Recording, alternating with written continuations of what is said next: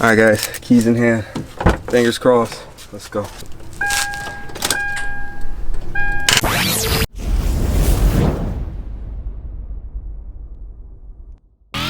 Yo, really quick, I know this video is like super late. My laptop has finally taken a dump on me, so I was not able to edit or record videos. So I just got a new PC, or a new computer, that will be assisting me in that and hopefully helping me make even better videos.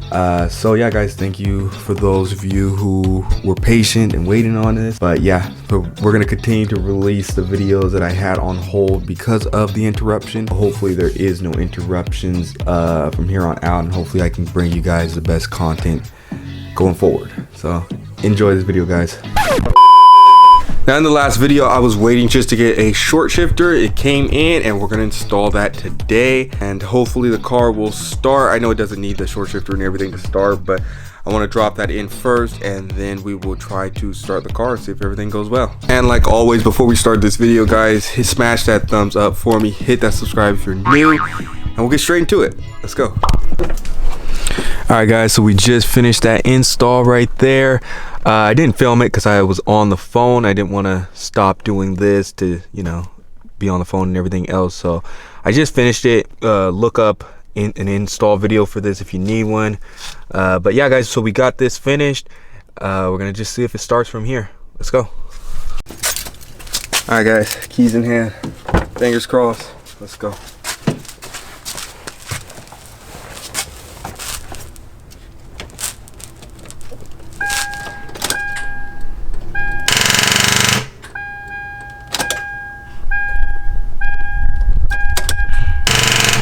Alright guys, so I don't know if you heard that over the camera, but it did not sound good. It sounded like the starter was bad or something. I don't know, it couldn't have went bad because nothing happened. Like, I don't know, it's just like blowing my mind. I don't know what could it possibly be. Like, I don't know. After several attempts of trying to start it right there, I even turned the camera off, try to give it a, you know, I thought it was my battery charger, because, you know, I haven't had the car connected to any sort of like, you know, Tinder or anything, so it's just been sitting. It died.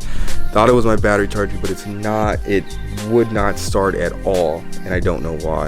This is usually the part that just sucks when you're working on your car, because you get like depressed and you want to give up, but I'm definitely not going to do that because that won't accomplish anything and it'll just be sitting. And I hate to see, you know, something I'm working on just sit. I don't like to walk past stuff just sitting. It just bugs me. But we're just going to figure it out. We're going to start from scratch again. I don't know what it could be, but we're going to start from scratch again and see. Maybe there's something we didn't plug in or something that we just overlooked or something. I don't know. All right, guys. So after being on the Facebook Is300 pages, like all of them asking for help and everything else, I think I've come to a conclusion on what the problem might be. And it's actually might be a couple things. So, and I feel like I'm going to make a video for this because for people like such as myself who did not know anything about swapping the manual transmission into the Is300, there's a lot of things I learned that weren't explained on, you know, YouTube videos and certain write-ups and everything. It's kind of like a, you gotta really search it out sort of thing. So I don't want that to happen to anybody else. I'm gonna try to cut that off and end it here by, you know, making a video, not in this specific video, but maybe in my next one where it's more detailed on the specific things that you would need to make your Is300, you know, manual and everything. But basically, so what's going on here from what they explained to me is I purchased the wrong flywheel. It's the right flywheel for this car, but it's the wrong flywheel for the transmission, if that makes sense. It's a little too thick, so it's not allowing the starter to, you know, flow and everything else. And also the clutch is wrong. It's just, I kind of mixed and matched, not knowing. I mixed and matched a lot of parts, and we're gonna have to pull the transmission down, unfortunately. I'm kind of want to hurry up and get that down because I feel like there's a lot to do, but we're gonna get that done today, guys. So basically we got to get the clutch off. Also one thing else that was wrong, the slave cylinder was the wrong one, and it had the wrong rod size in there. You need a longer rod, when you run the W58 transmission, which is what I ran. And yeah, so we got to pick a lot of stuff up: a new clutch, a new flywheel, and a new slave cylinder with a, you know, of course, new rod and everything. And that's sort of it. So I'm hoping that's it. That's so far what the, you know, the information they've given me so far on what it could be. Not too sure if it's gonna start after that, but hopefully. So we'll see. Let's get straight into it, guys. First things first is, I guess, tear the transmission back down and try to correct those issues by, you know, getting the flywheel and everything off. And I guess we'll see. We'll go from there. So back to the old drawing board, right?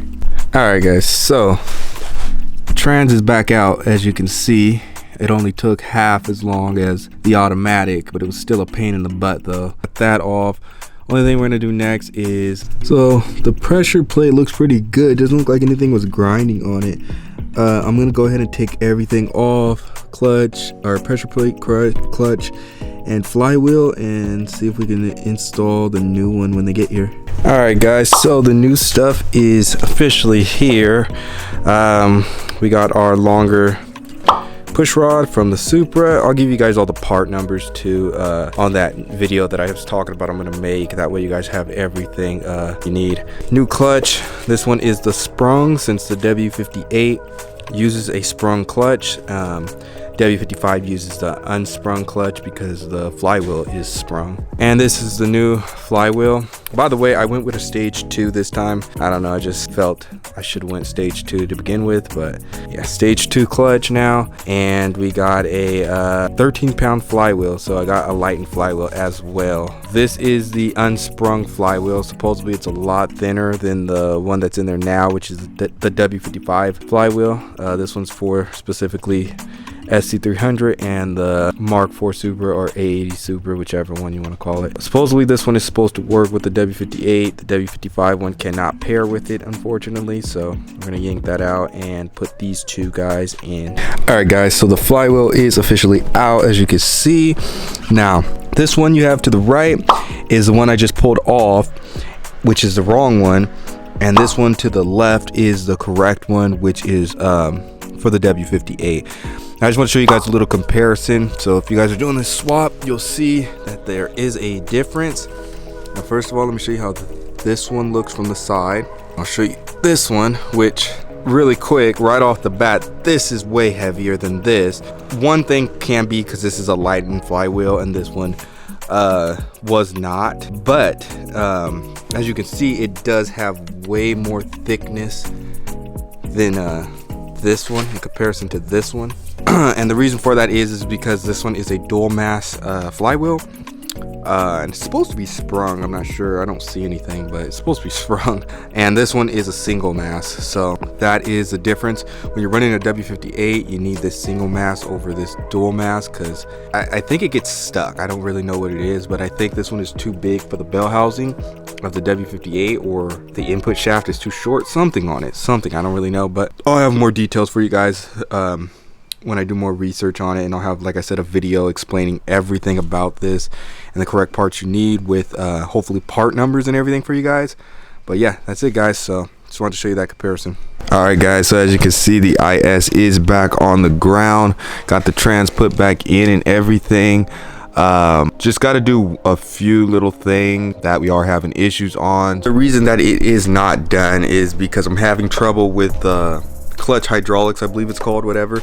Mostly the slave cylinder. On the slave cylinder side, it's, for some reason, well, not for some reason, I think I have a clue why. It's not bleeding properly, so I have a very mushy pedal. I've tried absolutely everything and boiled it down to these 2 points. So I've gone through about maybe 3 different slave cylinders, maybe even more, including the Is300 stock one, which I found out you know, I wasted my money on. You can't use the Is300 slave cylinder for a W58.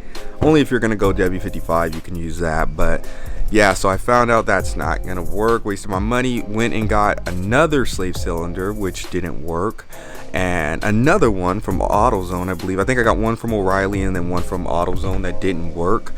And what I mean by don't work, it's not these, you see these mounting placements or whatever you call them, they are not lining up with that on the W58 transmission, and I do not know, like, I looked at all Mark IV ones, they just don't look like they're, you know, they're gonna fit and everything, so I don't want to waste my money on that any more than I already have.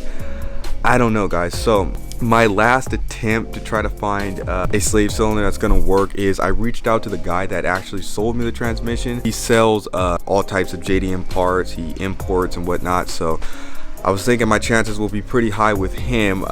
He said he's gonna look and see if he has anything. He said he usually gets those in a lot, so he seems confident about it. So he said he'll let me know, and hopefully fingers crossed, we can get something that can match this transmission, because everything I have tried has failed so far. So that's where we're at. Oh, and by the way, I bought a still braided clutch line from Excessive, and that failed. So that one started leaking from the banjo side, and I tried everything to seal that, and there was no way to fix that. So I ended up tossing that, which is crazy because a lot of Excessive's parts are really good. So to find out that their clutch line, maybe it was just mine that was a freak accident or whatnot, but yeah, it failed, guys. So just be careful buying that clutch line. So I went online to see which one is the best, so I'm not continually wasting my money like I have. A lot of guys pointed me to the Chase Bay's direction, so that is the one I ordered. I'm just waiting for it to come in, and we can start putting the puzzles, you know, together and everything when those get in. So that is the update on the IS, guys. We're kind of stuck right now, unfortunately, due to faulty parts and parts that are not for this car. It's crazy because everything is like scattered, like all the information you need is scattered. And that's why I want to bring it to like one place, so you guys don't make the same mistakes I did, just because, you know, the information was on a different forum or a different video. I'm gonna try to bring it all into one thing with part numbers and everything, just to make it easier for the next person after me. So yeah, guys, that is going to be it. I know this video is not long by any means. I tried to cut out as much of the transmission part as I could and all the fancy stuff, just to, you know, make things go by quicker. Everything looks good, it seems good, hopefully it drives good, everything went in and bolted good other than the slave cylinder part. Everything seems good, so I'm gonna go ahead and cap the video off here, and I'll catch you guys on the next one, and we'll try to start the IS and possibly go for a test drive in it to see if everything is running good. So yeah, guys, that's it. I'm out. Peace.